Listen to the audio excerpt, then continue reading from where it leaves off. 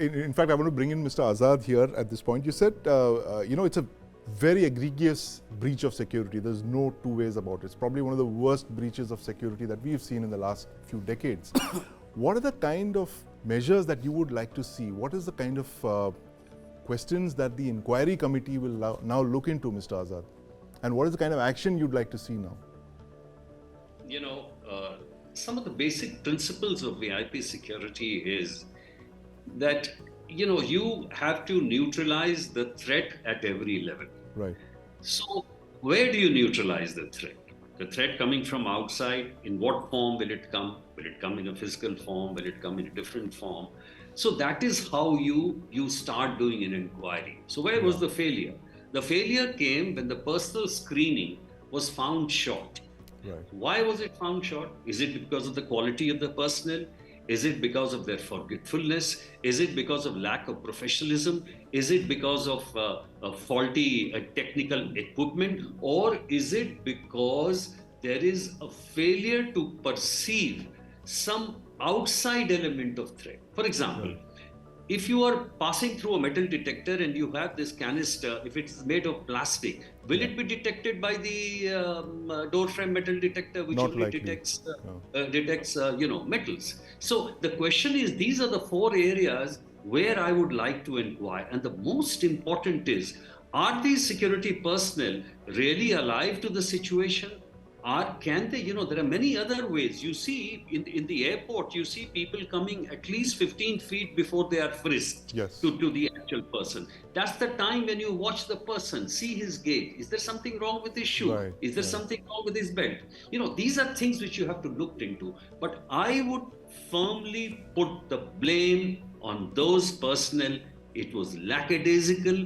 It was shorn of professionalism, and therefore they need to be trained. They need to be really geared up to protect the Parliament House. That's the most important. So it's Kartikeya, as Mr. Azad was saying, it seems like a human failure over here. I mean, Parliament seems to have the best of physical security in terms of door frame detectors and tire slashers and CCTVs, but the human element that he mentioned, so important in averting attacks and assaults like this. I'm just, there's something called premediation of crime, I'm just thinking, if there were two people outside and there were two people inside, then it means that it was a four-way conversation. Right. If it was a four-way conversation, it was a conspiracy. Yes. So, and you don't directly get admitted. You can't blame the member of parliament, because thousands of people would say, "Mujhe aaj parliament jana hai, no, I want to go to Central Secretariat, nahi mera wo kaam, hospital jana hai, AIIMS."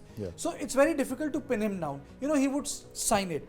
But these people are vetted by intelligence. I am a PIB card holder. Tomorrow I can get my parliament pass paid. I don't have a parliament pass, but as per my seniority, I have covered 10 years of Lok Sabha. I can get a permanent pass within 48 hours. Right. But these people who are not vetted by MHA, which needs to be vetted. So first thing which struck me as a journalist was, were they vetted? One.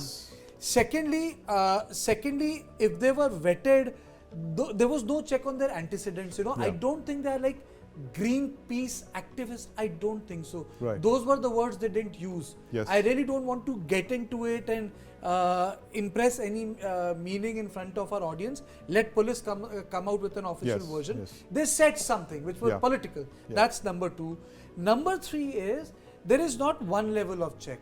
As Mr. Azad said, there are multiple levels of checks. For example, Parliament has a very unique system.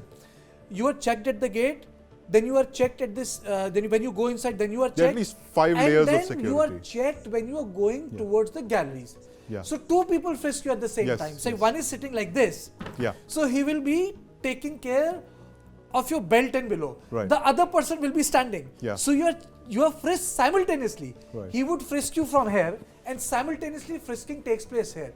So my understanding is that at a level, this is one, frisking was not done properly. And secondly, it's an intelligence issue.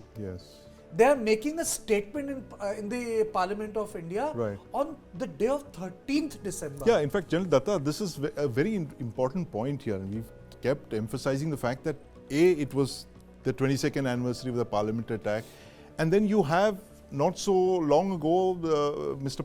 Gurpatwant Pannu threatening to attack Parliament.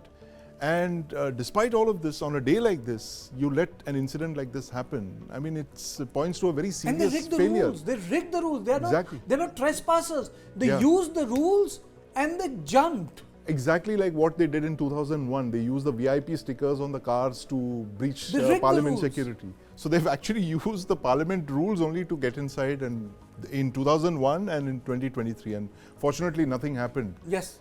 Today. Yeah, Sandeep. I'll just come in.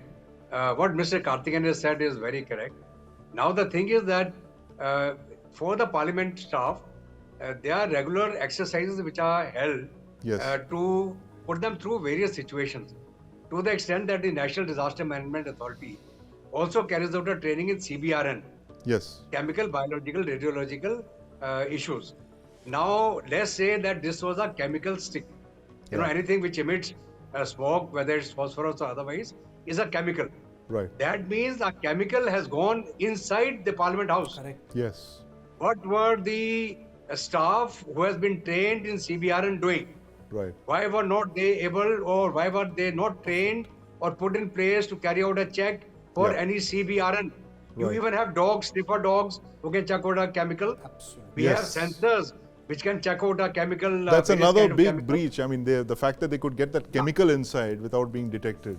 And then you are aware that when there is a high threat level, even in the airport, they make you take off your shoes. Yes. Especially the shoes which are slightly having a thick sole, or they have a suspicious look. They make you take them out. And the person who's frisking you checks them through the X-ray and also physically.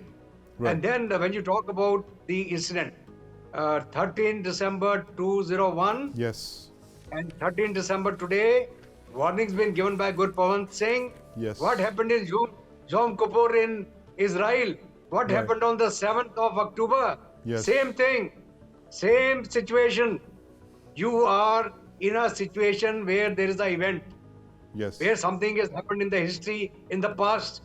And the people will try to hit you then to tell you that you stand and where you stand.